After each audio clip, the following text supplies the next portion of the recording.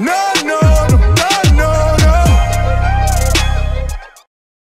Stay savage, stay savage. It's your boy Eternal Hokage here with the first collab video with my boy Shino Bentrill. So Shino, take over the stage. So today we got a fire theory, and the only Eternal Hokage is here because in order to make this shit proper, make this shit work, I gotta have the Hokage's knowledge. Now the true Hokage teaming up with the Eternal Hokage, this shit is crazy. We sipping sake, you know, we getting lit. But nah, for real, today we're gonna be talking about the Kara. We're gonna be talking about who are the Kara, where do they come from, how was they established, where do they come, and like what are they gonna do. So before you do anything, make sure you drop a like. Also check out the boy Eternal Hokage. Shameless plug, like go fuck with the dude. The dude makes some dope ass content. This man always dropping theories, he's always dropping reviews. Probably one of the strongest Boruto channels out there right now. You know, I'm just gonna throw some sneak disses out there to you other Boruto people, but literally this man is always putting in work and he's always grinding. You know, the man doing the school thing, but he's still on top of the game. So without further ado, without further ado, we're gonna be talking about the Uzumaki clan and the Kara, because we have this theory that the Uzumaki clan are connected to the Kara. We're gonna talk about the remaining members of the Uzumaki clan, you know, how they disperse, how a lot of different things happen, how they transpire, and then we're gonna talk about what we know about the Kara so far. Now obviously we do know how Kashin Koji looks. We know he has like white hair, you know, he has a beard. Everybody quote unquote calls him Jiraiya because he can use the Rasengan, which we don't know who the fuck he is, and honestly we may find out in due time. But for the most part, we're gonna start to analyze it a little bit better and try to get into the depths of this. So with that being said, let's get it. Now obviously a lot of people speculate that the Kara organization consists of people that actually aren't people, of quote-unquote aliens. Now the thing is, if we look at all Kara members, they pretty much look like normal people, except for Jigen. And obviously Jigen is the leader of the Kara, and his name translates to dimension in Japanese, so he's probably some other being, and the other guys are humans, as you saw by the screenshot.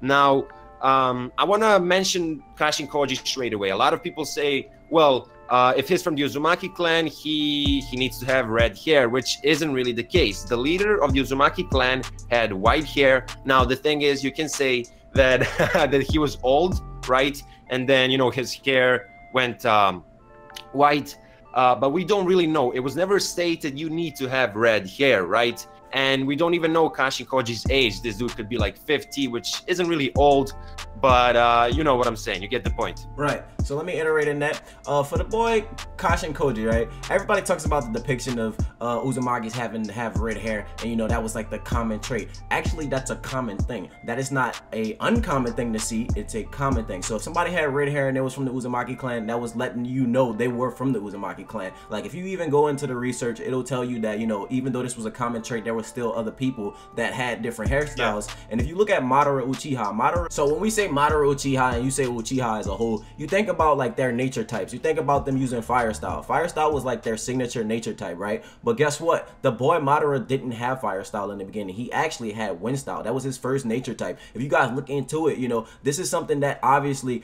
happens and changes. You know, the genetics always come and go depending on who has the dominant gene. Now clearly we saw Naruto, who is an Uzumaki, get the dominant gene from his dad, which is a Minato Namikaze, which allowed them to have blonde hair. Now clearly if you look at the Genjutsu world and you see Memba Namikaze, this man doesn't even have blonde hair or or red hair. You know, this man has black hair. So that shows how anything can be possible, you know, and things could just pan out in a different route. Now with Kashin Koji, as far as we know, his hair is white. Now we haven't seen depictions of the other like members colored. We haven't seen who they really are. We don't know about them in depthness, and we don't know about them in detail. But for what we know right now, we do know that red hair is a common trait. Now if that girl that's a part of, you know, the Kara, she pops up with red hair, that may be the trait that we've been waiting for. That may be the secret factor that they've been keeping from us. That's why they only showed us Kashin Koji, the member with the white hair, and that's something we seen from Ashina, who was the leader of the village hidden in Eddie. He had white hair. Now like Eternal said, it could be due to him having, you know, some gray hair genes, and maybe he got old as shit, because you guys know they live for a freakishly long time. Also, the thing about the Uzumaki clan is that they had strong life forces,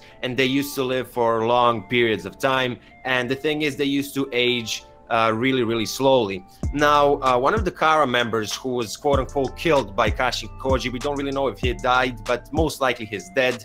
I'm referring to the old guy that used to have the number 5, the Roman numeral, on his face. It was stated by Kashin Koji himself that the old guy had some type of regeneration ability. Now, we haven't really seen too much regeneration in Naruto and Naruto Shippuden, but if you think about it, it sounds like an Uzumaki type of ability. And so what a lot of people don't know about the Uzumaki clan, everybody always talks about how Naruto, you know, he was this chosen child, he had this high chakra reserves. A lot of people don't know that the Uzumaki clan was haunted and stalked just for them having high vitality. They was basically captured. Why you think Kushina was captured? And they knew she had the Nine Tails in her. On top of that, they put the Nine Tails in her due to her having high chakra reserves. Now, clearly we see Naruto as somebody with high chakra reserves too, and adding that he is an Ashura and you know he's the reincarnation, that doesn't make it any better. Now, if you look at the way everything is starting to set up, these people are panning out to be some of the strongest ninjas in the world. And like, if you guys look about the history of the village hidden in the Eddies, like literally they were all being hunted due to the fact that they had high vitality, that they lived for really long times, and they created so many sealing techniques. Now, one thing we know about the Karma seal is something that is a big factor. This is something that we see pop up time and time again.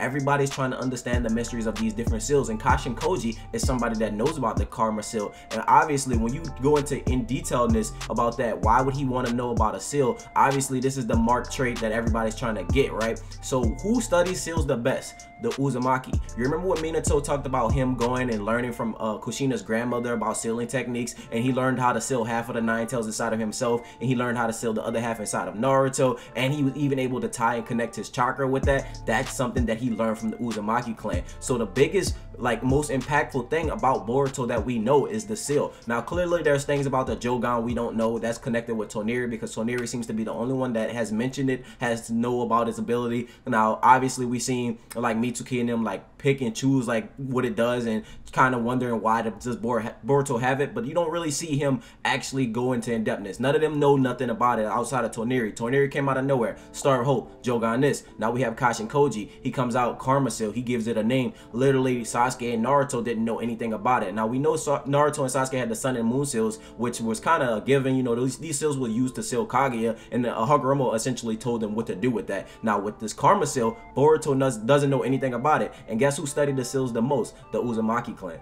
To further prove the point that Kashin Koji could somehow be related to the Uzumaki clan because of his knowledge of the seals, which Shino already mentioned, when he met Boruto for the first time, and I'm not referring to the train scene because he didn't really meet him there, when he met him for the first time, he addresses him and he says, "Pleased to meet you, Uzumaki Boruto-kun." Now, the thing is, when you hear a line like that, it almost feels as if he's happy to meet him. It almost feels like they have some type of relationship. Now, obviously, they don't know each other, but Boruto obviously is an Uzumaki, and if Kashin Koji is an Uzumaki, they're technically in some way related from the same clan, and that's why he addresses Boruto with like, "I'm pleased to meet you, Uzumaki Boruto-kun." Right, and then on top of that, you know, he knew a lot about Naruto Uzumaki already. Now, obviously, you guys are gonna say, well, Naruto was the hero of the great ninja war, blah, blah, blah. That's how he became Hokage. He brought the world to peace and shit like that. But for him to go in depth and talk about how he thought Naruto was the one with the seal, on top of like them knowing about Momoshiki, knowing about the past, so that means for a long time they've been studying the Otsutsuki ruins. You know, they've been looking in detail and trying to figure out about these seals. And like, obviously, I keep saying time and time again, that's what the Uzumakis were known for. They were known for studying seals. They were known for their sealing techniques. He even talks about, you know, Konohama's Fujin seal that was on his stomach. You know, he mentions that he knows about these techniques. Like, how would he know about all these techniques? And then on top of that, he says, for some reason, I'm connected to the Hidden Leaf Village. Why, for some reason, my life keeps bringing me back to this village? He doesn't know why. You know, clearly, Kashin Koji may be one of these people that doesn't have his, like, memories. Maybe he doesn't know anything about his past. Maybe he continues to forget, or maybe he's under a genjutsu, or he's just, you know, completely just berserk in the brain. I wanted to add something else to this theory. Now, obviously, there isn't any evidence as to what I'm going to say right now, but I'm looking at it from a writing point of view. It would be really nice symbolism, so to say, that the Boruto series in general puts emphasis on the Uzumaki clan, because obviously in Naruto and Naruto Shippuden, it was everything was about the Uchiha clan, about the Sharingan, the Rinnegan, and all these things. And it would really be nice to get some new villains which don't rely only on their you know, eyes and stuff like that, and you know, getting the Uzumaki clan, which you know, they're really good at Fuinjutsu or sealing jutsus. That would be really nice. Also, the thing is, a lot of people say Naruto and Sasuke are basically gods right now. Who's gonna defeat them? Now, obviously, we're gonna have the Otsutsuki clan in Boruto, and obviously they're gonna be stronger than Naruto and Sasuke. But the thing is, when it comes to Fuinjutsu, you don't have to be stronger. If you have a good sealing jutsu, and if you catch somebody off guard, you can seal them easily. So it's like, even if they're weaker, if they cast a proper sealing jutsu at a good time, they can do damage to our boys Naruto and Sasuke. And that's a good point to make, because we seen Yoroshiki pull up on the board Toneri. I don't think it was that Yoroshiki was completely stronger than Toneri. I think it was just due to the fact that he had this box, this genjutsu box that he dropped on the ground, and essentially he was able to catch him off guard, and then that made Toneri get frozen, because as soon as he did it, he was just like, look, I don't have orders to fight you, I don't have orders to eliminate you. Now clearly we don't know the extent of Yoroshiki's power, but obviously, you know, we saw Toneri. I mean, he might not be as useful as he is without his eyes, but even then we seen him like fight against the higher ups of the Hyuga clan. You know, he went at their neck like just gung-ho. Now without that, you know, if you look at like the way the Uzumaki clan is connected to the Leaf Village, you see like the symbol of the Uzumaki clan was like infused with the Leaf Village's symbol. You know, that was like their symbol of like being friends. And then you even saw Hashirama and a few other Senju clan members wed members of the Uzumaki clan. So like, you know, we still have that great connection right there, and we still never got like any true history about it. Now we got bits and pieces, we got remnants, we got like stuff about Naruto, you know, we got stuff like that. And if you go far back, you know, we seen Karin, we seen Kushina, we seen Nagato. These were 3 members. Now that was just like the icing on the cake. I think that was just like kind of just throwing some extra plot out there for Naruto, and you know, just having him have some relatives, because we didn't see this man with any family members due to his family being so scarce. Now mind you, if you go back into like the folklore and you look into like the village head into the eddies, like these people actually didn't all die. Like they got hunted, and once they got hunted, they dispersed. They went into different directions of the world, and maybe at some point or another they all linked up as the Kara, and they probably were just getting tired of everybody else just coming after them for their sealing techniques, their high vitality. You know, people was trying to use them to be Jinchurikis, people was trying to steal their bodies as vessels, and that's something that we seen time and time again in Naruto. You seen Sasuke becoming a vessel for his eyes, for Orochimaru. You seen Naruto as a vessel for the Nine Tails. You seen his mother. You seen a lot of different people. Even the boy Madara was a vessel. I do know that they say Boruto's a vessel, and who else would be a perfect vessel than a Uzumaki? Somebody with a seal that they're trying to study would be Boruto, on top of him having high chakra reserves, connected to their clan, and he has the best chances of being the potential candidate instead of Kawaki. Now clearly Kawaki is that main vessel, and they're saying he's the most important key to unlocking something. Now we don't know what exactly Jigen is trying to unlock, but hey, it may or may not be a seal to the world of the Utsutsukis. It may be a dimensional thing, because like Eternal said early on, we know Jigen as this person who is like supposed to be a dimensional character, a worldly character, and as you guys see him fade in and out in the manga, you see this man just teleport out. You know, he teleports in, and that's just what he talks about. And he always talk about unlocking something. Now what else did we see get unlocked a lot? We seen 8 tetragram seals get unlocked. We seen Naruto unlock a lot of different seals. We seen this shit happen time and time again. So at this point in time, obviously I feel like he's trying to open a door to some crazy shit. Maybe he's trying to unlock the seal to the king of the Utsutsukis, you know what I'm saying? Because he may be trying to kill him, and maybe this may be the whole plan of the Kara. Maybe they're trying to all amass so many like strong members and create this ultimate vessel that is able enough to withstand fighting the king of the Otsutsuki in order to get that final blow, in order to take that seal and claim that ultimate power. So anyway guys, make sure to tell us your thoughts in the comment section of this video. Now me and Shino, we're gonna do another collab. I mean, if everything goes according to the plan, we're gonna do many collabs, but the thing is, in the next couple of days, expect a collab video on my channel as well. So yeah, anyway, Shino, thank you for having me. It was a pleasure. It was my pleasure to be here. Yeah. All right, so if you guys enjoyed this video, make sure you hit that like button. If you're new to the channel, subscribe for daily content. Don't forget to check out the boy Eternal Hokage. I'm telling you, this man be whipping in the kitchen like it's stir fry. You don't understand. My boy be out there putting out the content. But overall, let us have your personal thoughts and your personal opinions, and we like to hear those. And with that being said, my name is Shino Bentro. Stay true and stay real. And until next time, have a blessed day, guys. See you guys later. Bye.